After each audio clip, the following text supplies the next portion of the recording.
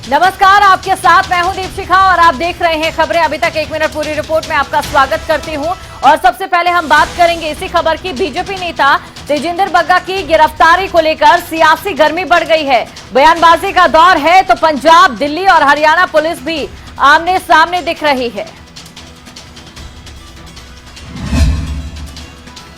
BJP नेता तेजिंदर बग्गा को लेकर दिल्ली से लेकर हरियाणा और हरियाणा से लेकर पंजाब तक खूब हंगामा देखने को मिला। जहां दिल्ली में प्रदर्शन हुआ तो पंजाब में बीजेपी ने प्रेस कॉन्फ्रेंस कर पंजाब पुलिस और सरकार पर निशाना साधा। इधर पंजाब पुलिस जब बग्गा को लेकर मोहाली जा रही थी तो हरियाणा पुलिस ने बग्गा को कुरुक्षेत्र में रोक लिया। यहाँ भी काफी हंगामा देखने को मिला। पत्र लिखने का सिलसिला शुरू हो चुका था। उधर दिल्ली पुलिस भी कुरुक्षेत्र पहुंची। काफी देर बाद तेजिंदर सिंह बग्गा को हरियाणा से दिल्ली पुलिस दिल्ली लेकर पहुंची। आपको बता दें कि दिल्ली पुलिस कुरुक्षेत्र पहुंची थी, जिसके बाद हरियाणा पुलिस ने बग्गा को दिल्ली पुलिस को सौंप दिया। दरअसल आपत्तिजनक बयान को लेकर तेजिंदर बग्गा को पंजाब पुलिस ने गिरफ्तार किया था। हालांकि दिल्ली पुलिस के कहने पर हरियाणा पुलिस ने बग्गा को बीच में ही रोक लिया और अपनी कस्टडी में ले लिया। बग्गा के खिलाफ 1 अप्रैल को एफआईआर दर्ज की गई थी। उन पर भड़काऊ बयान देने, शत्रुता को बढ़ावा देने और आपराधिक धमकी देने के आरोप को लेकर मामला दर्ज किया गया था। मार्च महीने में कश्मीरी पंडितों के पलायन पर बनी फिल्म द कश्मीर फाइल्स को टैक्स फ्री न करने को लेकर सीएम केजरीवाल ने विधानसभा में एक बयान दिया था, जिस पर काफी बवाल मचा। इसी पर बग्गा ने ट्वीट करते हुए दिल्ली के सीएम अरविंद केजरीवाल के खिलाफ अपमानजनक टिप्पणी की थी। तो इस पूरे मामले में 3 राज्यों की पुलिस सामने सामने दिखाई दी और वहीं सियासतदानों की बयानबाजी का दौर भी लगातार जारी रहा। अब देखना यह होगा कि इस मामले में आगे क्या कुछ नया मोड़ आता है। रुक करेंगे अगली खबर का। गेहूं की आपूर्ति, भंडार और निर्यात की स्थिति को लेकर प्रधानमंत्री नरेंद्र मोदी ने बैठक की। बैठक में प्रधानमंत्री नरेंद्र मोदी के प्रधान सचिव सलाहकार, कैबिनेट सचिव, खाद्य और सार्वजनिक वितरण विभाग और कृषि विभाग के सचिवों ने हिस्सा लिया। क्या कुछ इसमें खास रहा, दिखाते हैं आपको 1 मिनट में ये खबर। प्रधानमंत्री नरेंद्र मोदी ने गुरुवार को गेहूं की आपूर्ति, भंडार और निर्यात की स्थिति को लेकर एक अहम बैठक की। इस बैठक में समीक्षा की गई। इस दौरान पीएम मोदी को विस्तृत जानकारी दी गई। साथ ही फसल उत्पादन पर मार्च अप्रैल 2022 के महीनों में तेज गर्मी के प्रभाव के बारे में भी जानकारी दी गई। भारत के कृषि उत्पादों की बढ़ती मांग के मद्देनजर प्रधानमंत्री नरेंद्र मोदी ने निर्देश दिए कि गुणवत्ता मानदंडों और मानकों को सुनिश्चित करने के लिए सभी कदम उठाए जाएं, जिससे भारत खाद्यान्न और अन्य कृषि उत्पादों के एक सुनिश्चित स्रोत के रूप में विकसित हो सके। प्रधानमंत्री नरेंद्र मोदी ने अधिकारियों से किसानों को अधिक से अधिक मदद सुनिश्चित करने के लिए कहा। वहीं पीएम मोदी को इस दौरान मौजूदा बाजार दरों के बारे में भी बताया गया, जो किसानों के लिए फायदेमंद है। पीएम मोदी ने अधिकारियों से किसानों को अधिक से अधिक मदद पहुंचाने के लिए कहा। आपको बता दें कि बैठक में प्रधानमंत्री नरेंद्र मोदी के प्रधान सचिव, सलाहकार, कैबिनेट सचिव, खाद्य और सार्वजनिक वितरण विभाग और कृषि विभाग के सचिवों ने भाग लिया। तो काफी अहम बैठक ये रही और इस बैठक में कई मुद्दों को लेकर चर्चा भी की गई। रुक करेंगे अगली खबर का। देश भर में लाउड स्पीकर पर हो रहे विवाद के बीच इलाहाबाद हाईकोर्ट ने अहम फैसला सुनाया है और फैसले में कहा है कि मस्जिदों में अजान के लिए लाउड स्पीकर का इस्तेमाल मौलिक अधिकार नहीं है। महाराष्ट्र समेत देश भर में लाउड स्पीकर पर हो रहे विवाद के बीच इलाहाबाद हाईकोर्ट ने अपने फैसले में कहा है कि मस्जिदों में अजान के लिए लाउड स्पीकर इस्तेमाल मौलिक अधिकार नहीं है। हाईकोर्ट ने अपना ये फैसला सुनाते हुए लाउड स्पीकर का इस्तेमाल किए जाने की इजाजत दिए जाने की मांग वाली याचिका को खारिज कर दिया।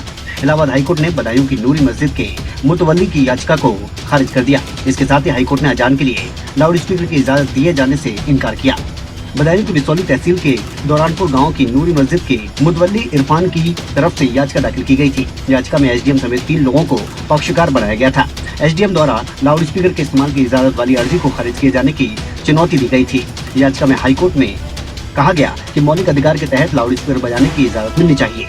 जस्टिस विवेक कुमार बिरला और जस्टिस विकास की बेंच में सुनवाई हुई। अदालत ने याचिका को खारिज करते हुए कहा कि मस्जिद में अजान के लाउड स्पीकर का इस्तेमाल करना मौलिक अधिकार में कतई नहीं आता। लाउड स्पीकर की इजाजत के लिए कोई अन्य ठोस आधार नहीं दिए गए हैं। अदालत ने इस मामले में दखल देने से इनकार कर दिया, जिसके साथ ही अदालत ने याचिका में की गई मांग को गलत बताया और अर्जी को खारिज कर दिया। तो लाउड स्पीकर पर विवाद लगातार बढ़ता जा रहा है और कहीं ना कहीं सांप्रदायिकता का रंग भी इसमें घुलता दिखाई दे रहा है। अब ऐसे में हाईकोर्ट ने ये जो बात कही है, देखना ये होगा कि इसका कितना असर देखने को मिलता है। रुक करेंगे अगली खबर का। उत्तराखंड में केदारनाथ धाम के कपाट खुल चुके हैं। सुबह 6:25 पर विधि विधान के साथ कपाट खोले गए। क्या कुछ इस दौरान खास रहा, दिखाते हैं आपको सिर्फ 1 मिनट में।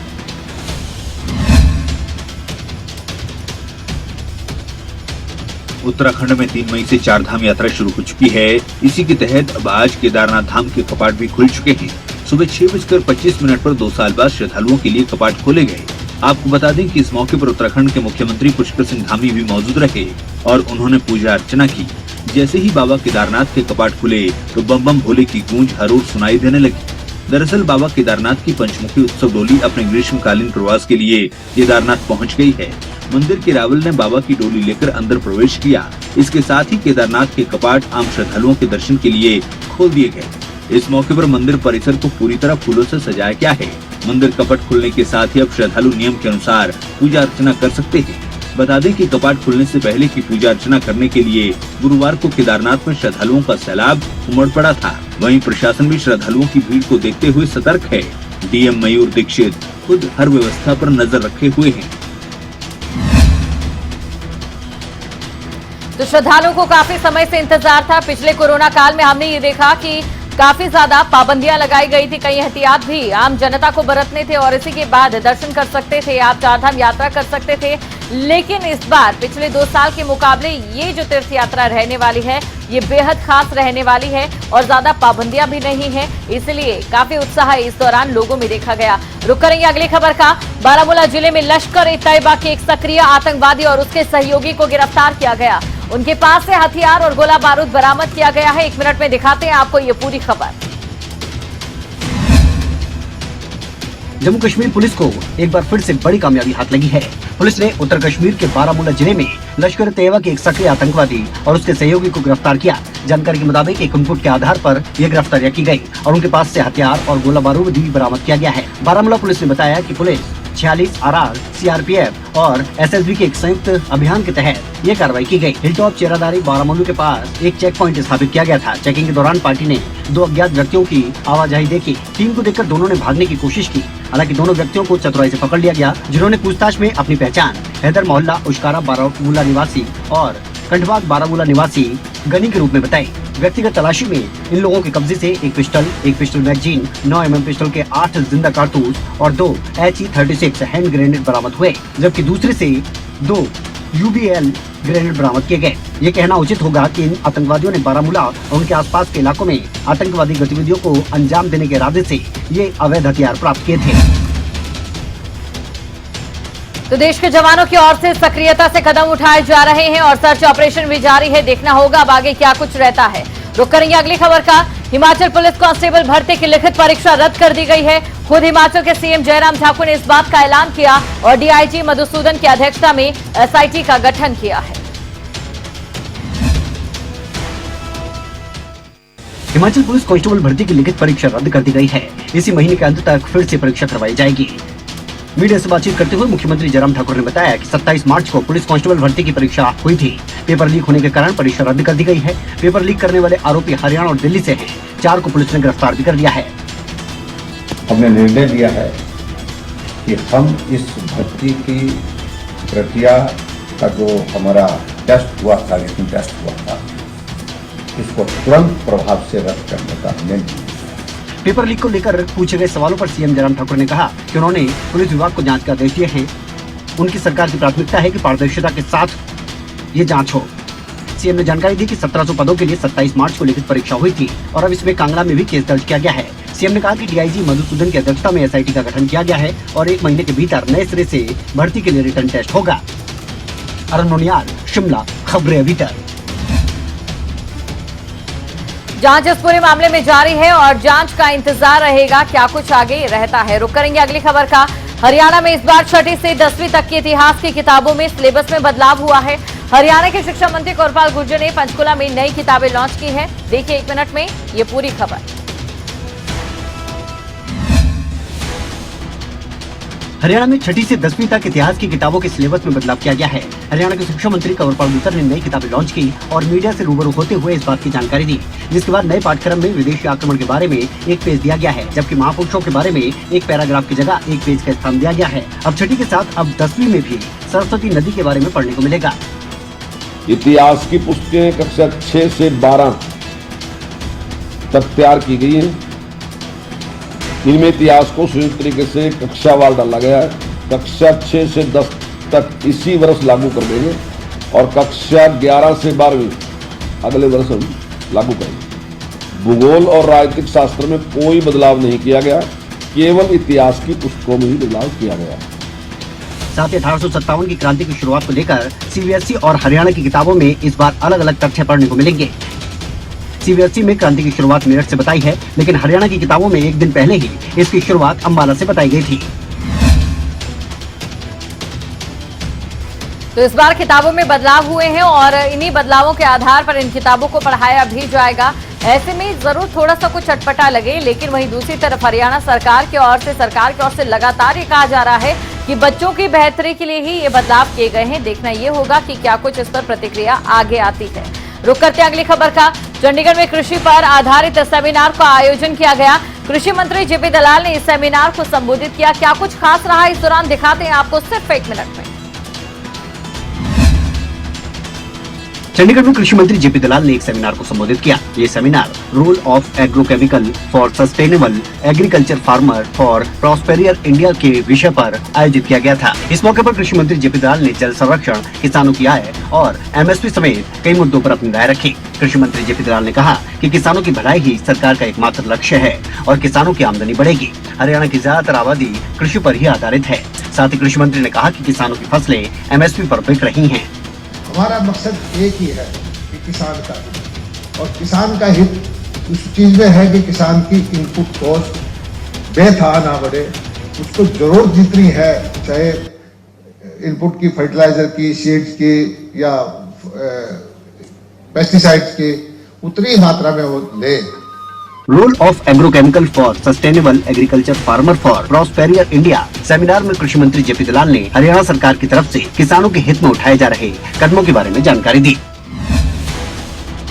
हरियाणा के पूर्व मुख्यमंत्री और इनेलो सुप्रीमो ओम प्रकाश चौटाला पुंडरी पहुंचे। ओपी चौटाला ने इस दौरान सरकार पर वार करते हुए कहा कि प्रदेश सरकार ना तो किसान हितैषी है, न ही जन हितैषी है, क्योंकि इसकी कार्यशैली से ही पता चल रहा है कि ये सरकार जन विरोधी कार्य कर रही है।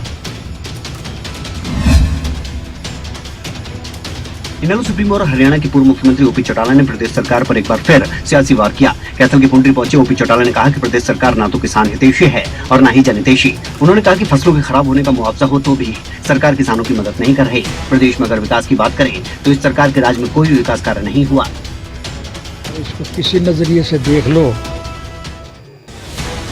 नुकसान तो किसान का हुआ ही है, और किसान का नुकसान अगर हो तो उसकी भरपाई करना सरकार की जिम्मेवारी बनती है। आपको मैं याद कराऊं कि अतीत में एक दफा हमारी सरकार बनी थी। ओम प्रकाश चौटाला ने कहा कि कांग्रेस भी जनहितैषी नहीं थी, कांग्रेस केवल अपने आप में ही मस्त है। उन्होंने कहा कि पंचायत चुनाव को लेकर पार्टी निर्णय लेगी, चुनाव सिंबल पर लड़ा जाएगा या नहीं। बिजली के मामले में ओम प्रकाश चौटाला ने कहा कि इस मामले में ये सरकार इस गर्मी से पूरी तरह से फेल हो चुकी है और लोग बिजली की मार से त्रस्त हैं। सरकार के बिजली संयंत्र बंद पड़े हैं। उन्होंने कहा कि सभी दल इकट्ठा होकर तीसरा मोर्चा बनाएं और जब दुखी राजनीतिक लोग जनता के हितार्थ रुचि लेंगे तो उसका हल तीसरा मोर्चा ही है। तो इस दौरान इनेलो सुप्रीमो ओपी चौटाला ने इनेलो की रणनीति को लेकर भी साफ किया। रुक करेंगे अगली खबर का।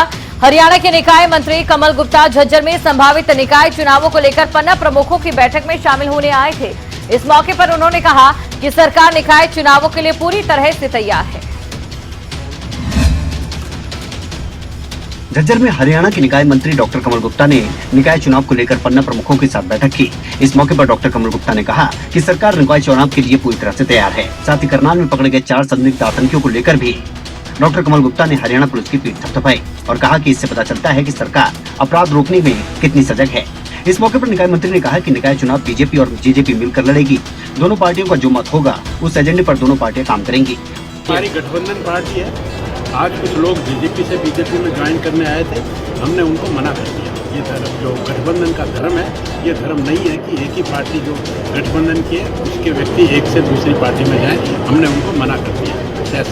करनाल में आज कुछ 4 संदिग्ध आतंकवादी मिले हैं। हाँ, तो उसको लेकर के सरकार सजग है और किसी भी आदमी को बख्शेगी नहीं।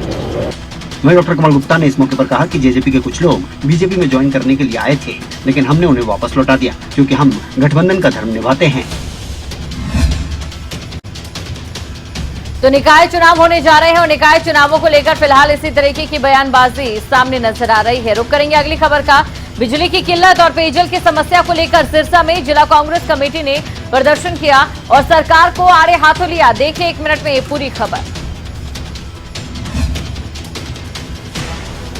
बिजली की किल्लत और पेयजल की समस्या को लेकर सिरसा में जिला कांग्रेस कमेटी की तरफ से बिजली विभाग के कार्यालय व गेट पर धरना दिया गया। धरने में कालावाली के विधायक शीशपाल कहरवाला, पूर्व सिंचाई मंत्री जगदीश नेहरा और पूर्व सांसद चरणजीत सिंह लोढ़ी सहित कई कांग्रेसी नेता मौजूद रहे। कांग्रेस ने अडानी से महंगे दामों पर बिजली खरीदकर गुजरात को दिए जाने पर सवाल उठाए।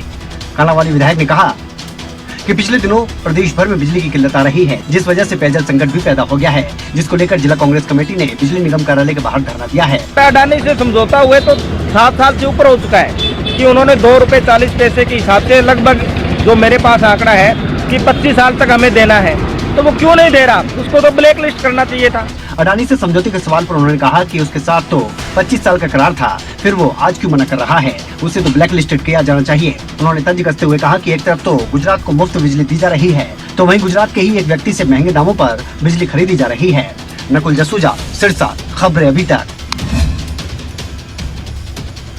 तो इस दौरान कांग्रेस ने सरकार पर जमकर निशाना साधा है। आपको बता दें पिछले कुछ दिनों से बिजली के कट लग रहे थे, बिजली की कमी देखी जा रही थी। हालांकि सरकार की ओर से तमाम दावे जरूर किए जा रहे हैं। रुक करेंगे अगली खबर का। गुरुग्राम में अवैध रूप से विकसित की गई कॉलोनी को हटाने का काम शुरू किया गया। करीब 3000 यहां पर झुग्गियों को खाली कराकर उन्हें तोड़ा गया। गुरुग्राम की सरस्वती कुंज की खाली जमीन पर अवैध रूप से झुग्गियां विकसित हुई थी। इन झुग्गियों को हटाने के लिए खुद सीएम मनोहर लाल ने आदेश दिए थे, जिसके बाद गुरुवार को डीटीपीई विभाग की तरफ से इन झुग्गियों को हटाने का काम शुरू किया गया और करीब 3000 झुग्गियों को खाली कराकर इन्हें तोड़ा गया। सरस्वती कुंज में करीब 15000 झुग्गियां अवैध रूप से विकसित हुई थी। इन सभी झुग्गियों को हटाने के लिए पहले ही विभाग की तरफ से मुनादी कर दी गई थी। इन झुग्गियों को पहले ही खाली करने के लिए नोटिस भी दिए जा चुके थे। मकसद 2-3 दिन ड्राइव का झुग्गियों को हटाना है। वो 10-15 हजार झुग्गियाँ हैं। इसके बाद पारस हॉस्पिटल के ऑपोजिट बहुत बड़ा चंक है, जहाँ के मेरा ख्याल 5000 झुग्गी होगी। अब आज वहाँ भी पहुँचेंगे। मंडे भी ये कार्रवाई जारी रहेगी। क्या लगता है कि जो लोग यहाँ पर झुग्गियों में रह रहे थे, अब आखिरकार वो मान गए खाली करने? देखिए, मानना ही होगा। अगर नहीं मानेंगे तो हमारी कलम चलेगी, FIR भी दर्ज कराएंगे इनके अगेंस्ट।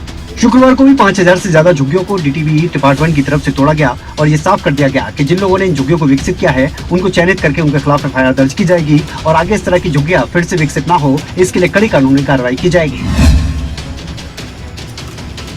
तो प्रशासन की ओर से लगातार पीला पंजा चलाया जा रहा है, लेकिन सवाल ये कि जब झुग्गियां यहां पर बनाई जाती है या जब कोई भी निर्माण कार्य शुरू किया जाता है तब प्रशासन ये कार्रवाई क्यों नहीं करता। रुक करेंगे अगली खबर का। सिरसा में अवैध शराब पकड़ने गई पुलिस की टीम ने कुछ लोगों पर हमला कर दिया। पुलिस की टीम ने यहां पर और जिसमें 2 पुलिसकर्मी घायल हो गए। क्या कुछ था पूरा मामला, देखिए रिपोर्ट में। सिरसा की सिकंदरपुर ढाणी में अवैध शराब पकड़ने गई पुलिस की टीम पर कुछ लोगों ने हमला कर दिया। सिरसा सदर पुलिस ने अवैध शराब बनाने के आरोप में एक व्यक्ति को मौके से गिरफ्तार किया था। उसके साथ ही वो पुलिस के कब्जे से छुड़ाने के लिए ढाणी सिकंदरपुर के कुछ लोगों ने पुलिस की गाड़ी पर पथराव कर दिया और गाड़ी के शीशे तोड़ दिए। अपने साथी को छुड़वाने का प्रयास किया गया। बताया जा रहा है कि करीब 2 दर्जन लोगों ने पुलिस पर हमला किया, जिसमें सिरसा सदर थाना प्रभारी ईश्वर सिंह और उनके साथ एक पुलिसकर्मी को चोटें भी लगी। गश्त में थे तो उनको मुखबरी मिली सिकंदरपुर के पास प्लाटों में लोग कच्ची शराब निकाल रहे हैं, भट्टी चल रही है। मुखबरी पर वो मौके पर गए, उन्होंने भट्टी चलती हुई देखी तो एक सुजीत नाम के शख्स को पकड़ लिया। इतने में काफ़ी लोग वहाँ इकट्ठे हो गए तो पुलिस के साथ हाथापाई करने लगे तो उसको चोटें भी आई। उन्होंने जो भट्टी वगैरह थी वो सामान नष्ट कर दिया। तो हमने 10 नामजद नाम है और 10-15 अन्य आदमियों के खिलाफ FIR दर्ज की है। फिलहाल इस मामले में पुलिस ने 5 लोगों को गिरफ्तार किया है। सिरसा सदर पुलिस थाना में 10 नामजद और 15 अन्य लोगों के खिलाफ मामला दर्ज कर जांच शुरू कर दी गई है। अब इस पूरे मामले की जांच की जा रही है और जल्द ही दोषियों को पकड़ा जाएगा। रुक करेंगे अगली खबर का। बहादुरगढ़ में पुलिस ने उन आरोपियों को पकड़ने में सफलता हासिल की है जिन्होंने मारपीट कर बंधक बनाकर चरवाहों से भेड़ बकरियां लूटी थी। देखिए 1 मिनट में पूरी खबर। पिछले लंबे समय से हरियाणा के विभिन्न जिलों और दिल्ली के बाहरी क्षेत्र में चरवाहों से भेड़ बकरियां लूटने वाले 3 युवकों को पुलिस ने गिरफ्तार करने में सफलता हासिल की। अपने मवेशियों को चराने के लिए जब चरवाहे किसी एकांत जगह पर जाते हैं तो आरोपी उनके साथ मारपीट करते हैं और बंधक बनाकर उनकी भेड़ बकरियों को गाड़ी में डालकर ले जाते हैं और उन्हें अपनी राजधानी दिल्ली में महंगे दामों पर बेच देते हैं। पकड़े गए आरोपियों ने ऐसी 10 वारदातों को कबूल किया। पिछले कुछ समय से बादली के इलाके में भेड़ बकरी और बकरे की लूट की घटनाएं की, तो हमारी इन टीम्स ने मिलकर 3 एक्यूज को, सनी है जो कि पीरागढ़ी का, आकाश और राहुल, ये तीनों पीरागढ़ी के रहने वाले हैं, इनको हमारी टीम ने 2 तारीख को अरेस्ट किया है। बताया जा रहा है कि तीनों आरोपी जिले के पीरागढ़ी क्षेत्र के रहने वाले हैं। आरोपियों की पहचान शनि और फरामू, आकाश और राहुल के रूप में हुई। तीनों आरोपियों को बहादुरगढ़ कोर्ट में पेश किया गया, जहां से उन्हें 3 दिन के पुलिस रिमांड पर भेजा गया। तो पुलिस की ओर से यहां पर कार्रवाई की गई और जो तमाम आरोपी हैं उन्हें पकड़कर न्यायिक जांच के लिए आगे भेज दिया गया है। रुक करते हैं अगली खबर का। गर्मी के साथ बढ़ती पेयजल समस्या से गुस्साई भिवानी के नौरंगाबाद गांव की महिलाओं ने नेशनल हाईवे जाम कर दिया। महिलाओं का कहना है कि उनके गांव में पीने का पानी नहीं है, जिसके चलते उनके बच्चों के रिश्ते होने बंद हो गए। भिवानी में गर्मी के साथ बढ़ती बिजली और पानी की समस्या के साइड इफेक्ट शुरू हो गए हैं, जिसके चलते सड़कें जाम होनी शुरू हो गई है, जिसकी तस्वीरें नौरंगाबाद गांव से सामने आई। यहां पेयजल की समस्या से गुस्साई भिवानी के नौरंगाबाद गांव की महिलाओं ने नेशनल हाईवे जाम कर दिया, जिसकी सूचना पाकर सदर थाना पुलिस मौके पर पहुंची, लेकिन गुस्साई महिलाएं जन स्वास्थ्य विभाग के उच्च अधिकारियों को मौके पर बुलाने की मांग पर अड़ी रही। और पानी तो 5 साल हो गया, हम जब गए सन उस दिन तो दुखी था, और मेरे डांगरे का भी मोल, पीवन का भी मोल, कहाँ से लिया पानी, कैसे पैसे लिया, गरीब आदमी कितना पानी नहीं बताओ था, मजदूर आदमी। महिलाओं का आरोप है कि जब से उनकी शादी इस गांव में हुई है, तब से किसी भी घर में पानी नहीं देखा। यही नहीं, गुस्साई महिलाओं ने कहा कि पेयजल के अभाव में उनके बच्चों की शादी तक नहीं हो पा रही है। ग्रामीणों का कहना है कि वो बार बार अधिकारियों को समस्या से अवगत करवा चुके हैं, लेकिन कोई समाधान नहीं हुआ। तो पीने के पानी की व्यवस्था यहां पर चरमरा गई है। लोगों को पीने का पानी नहीं मिल रहा है, जिसकी वजह से आम जनता को काफी मुश्किलों का सामना करना पड़ रहा है। कुल मिलाकर 1 मिनट पूरी रिपोर्ट में तमाम खबरों के बारे में आपने जाना। मुझे दें इजाजत और आप बने रहे खबरें अभी तक के साथ। जय